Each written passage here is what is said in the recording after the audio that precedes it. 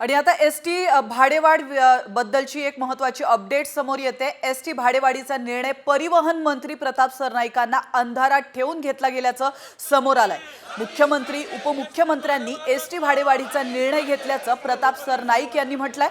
साम टीव्हीला सरनाईकांनी exclusive माहिती दिली आहे। यामुळे मात्र विरोधकांच्या हातात आयतं कोलीत मिळालं असून परिवहन खात्याचा वाली कोण असा सवाल काँग्रेस नेते विजय वडेट्टीवार यांनी उपस्थित केला।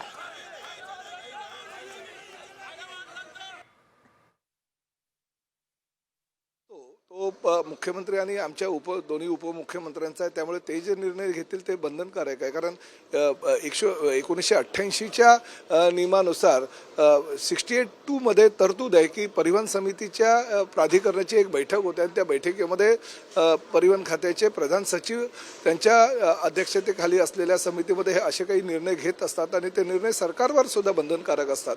त्यामुळे हा जो निर्णय झालेला आहे हा निर्णय संपूर्णतः मुख्यमंत्री आणि दोन्ही उपमुख्यमंत्र्यांचा राहील। त्यांनी सरकार म्हणून जर दरबार केली नसेल तर मग करतो कोण?